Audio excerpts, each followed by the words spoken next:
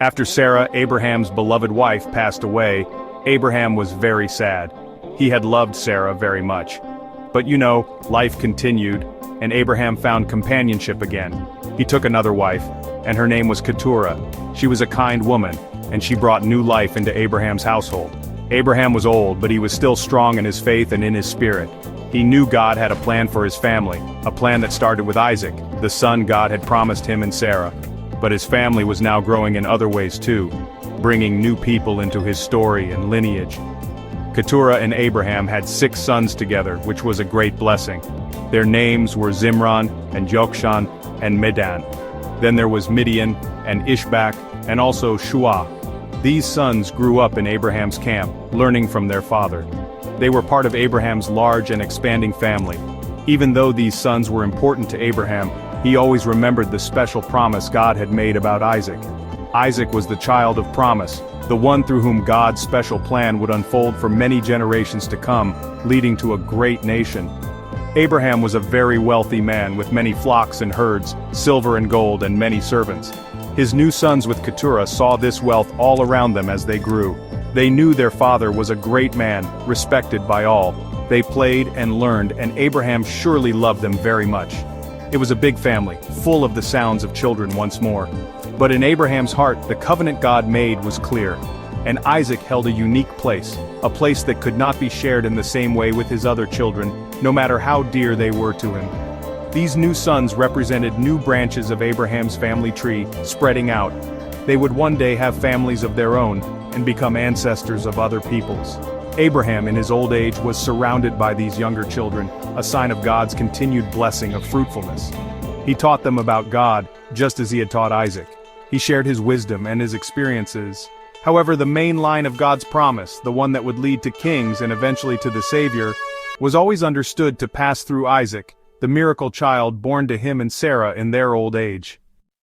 When it came time for Abraham to think about the future, he knew he had to be wise. He had many sons now, but Isaac was the special one, the son of God's promise. So, Abraham made a very important decision about all his riches. He gave everything that he owned, all his vast wealth, all his flocks, his herds, and his servants, to his son Isaac. This was to make sure everyone knew that Isaac was the main heir, the one who would carry on the special covenant God had made. This was a significant act showing faith in God's plan for Isaac's future. But Abraham was a kind father, and he cared for his other sons too, the sons he had with Keturah, and any sons from his concubines. He did not want them to feel forgotten or to have nothing. So while Isaac received the main inheritance, Abraham gave good gifts to these other sons. He gave them portions of his wealth, perhaps animals or other valuable things. Then he did something that might seem a little sad, but it was very wise. He sent these other sons away from Isaac, towards the east country. He did this so there would be no fighting or arguments later on about who should lead or who owned what. Abraham lived a very long life. He lived for 175 years. That is a very long time indeed. He had seen so much and experienced God's faithfulness in amazing ways. When it was his time to die, the Bible tells us he died at a good old age, an old man who was full of years. This means he had lived a complete and satisfied life. He was gathered to his people, which means he died peacefully, and joined his ancestors. His sons, Isaac and Ishmael, came together to bury him in the cave of Machpelah, the same place where he had buried his wife Sarah. Before we move on to Isaac's story, it's good to remember Ishmael, Abraham's first son, whom he had with Hagar. God had also promised to make Ishmael into a great nation. And that promise came true. Ishmael had 12 sons who became leaders or chieftains of their own tribes. These tribes lived in the lands near their relatives. Their names were Nebaioth, Kedar, Adbeel, Mibsam, Mishma, Duma, Massa, Hadad, Tema, Jetur, Naphish, and Kedema. So Abraham's family spread out far and wide, just as God had said it would, through both Isaac and Ishmael, each in their own way. This was a very surprising message because usually the older son had more honor and authority. This prophecy set the stage for a very interesting and sometimes difficult future for her 2 boys. 2 nations are in your womb, and 2 peoples from within you will be separated. 1 people will be stronger than the other, and the older will serve the younger. Soon, Rebekah realized that the babies were struggling together within her womb. It was not a peaceful pregnancy. It felt like there was a battle going on inside. This worried Rebekah very much. It was so uncomfortable and strange that she didn't understand what it meant. So she did something very wise. She went to ask the Lord about it. She wanted to know why she was experiencing such a difficult and unsettling pregnancy. She sought guidance from God. Something very unusual is happening to me. If all is well, why is this happening to me? Isaac prayed earnestly and did not give up. And God heard Isaac's prayer. This shows us that God listens when his people call out to him with sincere hearts and trust in his power. After 20 long years of waiting and praying, God answered. Rebekah became pregnant. They were so happy and thankful for this wonderful news, a true miracle from God. I prayed to the Lord for my wife Rebekah. I asked God with all my heart to bless us with children, because she was barren. Now let's turn our story to Isaac. Isaac grew up and married a beautiful woman named Rebekah. They loved each other very much. Isaac was 40 years old when he married her, but for a long time Isaac and Rebekah faced a sadness that many couples experience. Rebekah could not have any children.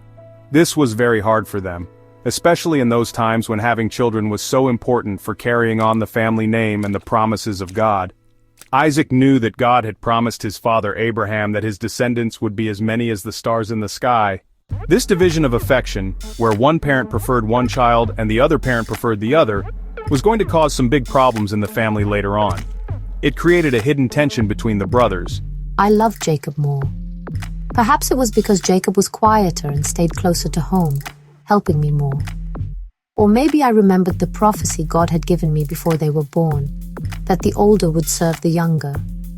I might have felt Jacob was special because of that word from God. I had a special love for Esau. Why? Because I loved to eat the tasty wild game that Esau brought home from his hunting trips. Esau's skills provided food that I enjoyed very much, and this created a bond between us. I admired Esau's rugged manly ways, seeing him as a strong and capable son, fit to be the firstborn. These differences between the boys led to differences in how their parents felt about them. It is often said that parents shouldn't have favorites, but it happened in this family. I was a quiet man. I preferred to stay at home among the tents. Maybe I helped with the flocks nearby, or learned other skills, but I wasn't like my adventurous twin brother. I loved the outdoors. I became a skillful hunter, a man of the open country. I was strong and adventurous, always out with my bow and arrow, bringing home wild game. I was probably loud and boisterous, full of energy. The two boys grew up, but they were very, very different from each other, not just in how they looked at birth, but honestly, in everything they did. When the time came for me to give birth, it was true. I had twin boys. The first baby to come out was very red, and his skin was like a hairy garment all over, so they named him Esau, which sounds like a word for hairy. He was a strong and robust-looking baby from the very start. Then, right after Esau, his brother came out. And as he was being born, his little hand was grasping Esau's heel. It was as if he was trying to pull Esau back and come out first himself. So they named him Jacob, which can mean he grasps the heel, or he supplants. And Esau swore an oath to Jacob, making the deal official. He sold his birthright to his younger twin brother. Then Jacob gave Esau some bread and some of the lentil stew. Esau ate and drank, and then he got up and left. The Bible tells us that Esau despised his birthright. He treated it as if it was worthless. This story teaches us so much. It shows how impulsive decisions, made when we are tired or hungry or not thinking clearly, can have huge, lifelong consequences. It also reminds us to value the important things God gives us and not trade them away for something temporary. And it highlights the sad divisions that can grow in families when people act selfishly or without thinking of others. Swear to me first. He was exaggerating, of course, but that's how he felt. He cared more about his rumbling stomach right now than about the special blessing and responsibility that came with being the firstborn. He didn't stop to think about what he was giving away. He just wanted to eat, and he wanted it now, without any delay or thought for the future. Look, I am about to die of hunger. What good is the birthright to me if I am dead? The birthright was a very special privilege of the firstborn son. It meant a double share of the inheritance and the spiritual leadership of the family. First, you must sell me your birthright. He was so desperate for food that he didn't even care what it was, just that it was food. Quick, let me have some of that red stew. I'm famished. Esau came in from the open country, back from a long and tiring hunt. He was absolutely exhausted and incredibly hungry. He felt like he was starving, that faint feeling when you need food right away. The smell of Jacob's stew must have been overwhelming to him in that moment, making his stomach ache with hunger. I was at home, cooking a stew, It was probably a thick, hearty stew made of red lentils, and it smelled delicious. One day, an event happened that really showed just how different Esau and Jacob were, especially in what they valued.